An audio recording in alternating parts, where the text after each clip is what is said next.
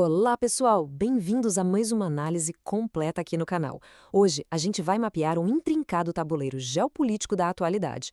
A ideia é abrirmos juntos o que dá para chamar de uma verdadeira enciclopédia global e ver de perto como os eventos internacionais mais recentes estão super conectados. E quando eu digo conectados, eu estou falando de tudo, desde as manobras diplomáticas lá nos bastidores da ONU, passando por leis de mineração até encontros de alto escalão entre presidentes. É tudo parte da mesma engrenagem. E para a gente sacar como essa máquina funciona de verdade, não tem jeito melhor do que olhar como cada pecinha se encaixa.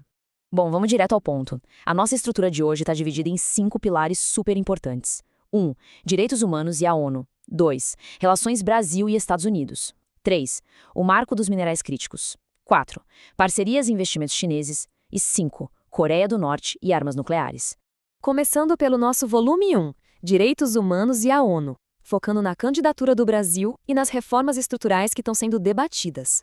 A gente tem aqui um passo diplomático fortíssimo do Brasil, que lançou oficialmente a sua candidatura para o Conselho de Direitos Humanos da ONU para o mandato de 2027 a 2029. Se der certo, vai ser o 6º mandato do país nesse conselho, o que não é pouca coisa. Mostra muito bem a intenção de manter uma presença histórica e bem ativa por lá. Mas o que está por trás dessa candidatura? O foco é fortalecer o multilateralismo e o respeito ao direito internacional. E mais, as metas principais que o Brasil colocou na mesa são o combate constante à fome e à desigualdade no mundo, tudo isso amarrado ao desenvolvimento sustentável. Na prática, isso é crucial porque reforça aquele esforço do Brasil de ser um líder de soft power, sabe? Uma voz potente do sul global nas grandes decisões humanitárias do planeta. Mas olha, enquanto as cadeiras do Conselho são disputadas, a própria estrutura da ONU está passando por uma daquelas DRs internas fundamentais. O ponto central para a gente entender é um debate que está dividindo muitos ativistas hoje. Uma proposta do secretário-geral para fundir duas entidades gigantes. Pensa comigo. De um lado, a gente tem a ONU Mulheres, que tem aquele mandato amplo, super normativo, voltado para a igualdade de gênero em várias frentes. Do outro, o UNFPA, que é o Fundo de População da ONU.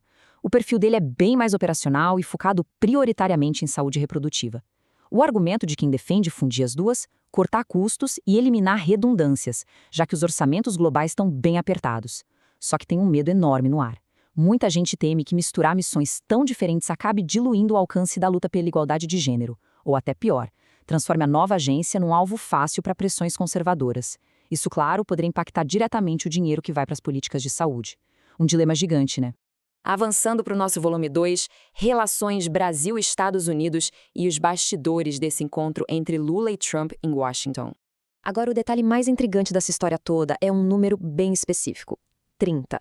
30 dias. Esse foi o prazo cravado e super rigoroso que os líderes deram para as equipes técnicas e para os ministros resolverem um baita impasse.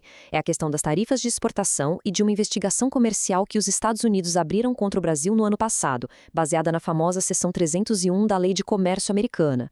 Gente, 30 dias é um prazo muito curto para alinhar questões super complexas que até envolvem acusações passadas de concorrência desleal. Mas essa pressa toda tem um motivo bem pragmático. Incerteza e tarifa afetam os mercados na hora. Isso mexe com o custo de exportação e bate direto no bolso de empresas e produtores em tempo real. Mas claro, esses 30 dias para o comércio foram só uma fração das 3 horas de reunião. A conversa também foi pesada na área de segurança. Eles bateram o martelo numa meta conjunta: asfixiar financeiramente as organizações criminosas transnacionais. Basicamente, a Receita Federal daqui e a galera lá dos Estados Unidos vão começar operações conjuntas para bloquear contrabando de armas e o tráfico de drogas sintéticas. E o encontro não fugiu das saias justas não, tá? Teve a entrega de uma lista formal para tentar resolver aquela tensão diplomática gerada quando os Estados Unidos revogaram os vistos de algumas autoridades e familiares brasileiros, o que incluiu até ministros do STF. O que nos leva de forma bem natural para o nosso volume 3. O marco dos minerais críticos e a nova legislação interna do Brasil. Lá na cúpula de Washington, os minerais brilharam como uma grande oportunidade de investimento. E isso tem tudo a ver com o que está rolando dentro do Brasil. Para entender o peso da nova Política Nacional de Minerais Críticos e Estratégicos, a gente precisa separar as coisas. Minerais estratégicos são aqueles vitais para o desenvolvimento econômico e para a gente criar alta tecnologia. Já os críticos vão um passo além. Eles são vitais também, mas sofrem um risco enorme na cadeia de suprimentos. Isso rola por causa de instabilidade geopolítica ou porque as reservas estão super concentradas na mão de poucos países. Ter o controle desses minerais significa, basicamente, ter independência nas cadeias globais de tecnologia. E para não ficar só na extração e conseguir processar isso tudo aqui dentro, a nova lei do Brasil propõe um fundo garantidor gigante de 5 bilhões de reais. É muita grana para impulsionar essa indústria. E o motivo pelo qual as potências globais não tiram os olhos do Brasil fica escancarado nos números. A gente está falando das terras raras, que são aquelas peças que faltam para montar tudo que é moderno. Smartphones, turbinas eólicas, carros elétricos. O Brasil tem absurdos 21 milhões de toneladas em reservas. A gente só perde para a China, que lidera com 44 milhões. Só que explorar esse potencial todo levanta debates internos bem complexos. A articulação dos povos indígenas do Brasil já demonstrou uma preocupação ambiental e social imensa, apontando que quase 44% das terras indígenas já têm algum tipo de requerimento de exploração. Fica aquele desafio clássico: como equilibrar o desenvolvimento de tecnologia de ponta com a preservação social e do meio ambiente. E falando em grandes potências de olho no Brasil, vamos para o volume 4, parcerias e investimentos chineses, focando na movimentação de capital e de vistos. E isso ilustra de forma brilhante para onde o dinheiro está correndo. Só agora, em 2025, os aportes da China no Brasil já chegaram num total de 6,1 bilhões de dólares. Olhando de perto, a eletricidade domina quase 30% do bolo, com cerca de 1,79 bilhão de dólares. Logo atrás vem a mineração, focada exatamente naqueles minerais críticos que a gente acabou de falar. Foram mais 1,76 bilhão injetados ali. Já o setor automotivo, surfando na onda forte das fábricas de carros elétricos, levou quase 1 bilhão, com 965 milhões de dólares. Tá bem óbvio que o capital chinês está focadíssimo em dominar e preparar as indústrias que vão ditar o futuro. E para facilitar toda essa movimentação de dinheiro e de negócios, a diplomacia também fez a parte dela no trânsito de pessoas. Agora a gente tem uma isenção recíproca de vistos. O Brasil suspendeu a exigência para cidadãos da China que vêm para cá por turismo ou negócios por até 30 dias, e isso vale até o último dia de 2026. É uma jogada super estratégica para dar um gás rápido no turismo e, o mais importante, tirar do caminho qualquer burocracia logística para negócios de alto nível. Uma ponte direta. Por fim, mudando completamente a nossa lente, vamos para o volume 5, Coreia do Norte e armas nucleares e como fica o cenário de segurança global. Para nossa enciclopédia global ficar completa de verdade, a gente precisa olhar para a dura realidade da segurança internacional. Acompanhando os desdobramentos da Conferência de Revisão do Tratado de Não Proliferação lá em Nova York, a gente vê que a linha do tempo da Coreia do Norte é super reveladora. Eles já tinham ameaçado pular fora do tratado em 1993 e oficializaram a saída tem mais de 20 anos, lá em 2003. E de lá para cá, a mudança foi drástica.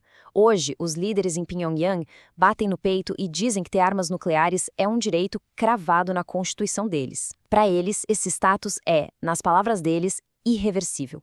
Ou seja, estão deixando claro que nenhuma pressão externa ou discursinho diplomático vai mudar a postura militar do país. Isso tudo culmina num número que é, para dizer o mínimo, assustador. Em janeiro de 2025, o planeta tinha uma estimativa de 12.241 ogimas nucleares. E presta atenção, quase 90% desse arsenal inteiro está na mão de só 2 países, Estados Unidos e Rússia. E no meio desse xadrez nuclear super tenso, ainda tem o fator das novas alianças, né? A gente tem visto o apoio da Coreia do Norte em conflitos lá no leste europeu, trocando material de artilharia e tropas por tecnologia militar super avançada da Rússia. Dá para dizer com segurança que o cenário global não ficava tão tenso assim há muitas décadas. Então, fechando os nossos 5 volumes de hoje, a gente foi lá desde as cadeiras de debate da ONU, passamos pelas decisões bilionárias de presidentes, pela nova lei de minerais no Brasil, vimos os bilhões da China entrando, até dar de cara com a enorme tensão nuclear. É um baita ecossistema onde uma pecinha movida altera a segurança de todos. A reflexão que fica para a gente pensar é a seguinte: nesse mar de tubarões gigantes competindo por recursos e alianças, como é que os países emergentes vão dar conta de proteger a própria economia, as fronteiras e as suas populações sem serem engolidos pelos interesses dessas potências? Fica o questionamento.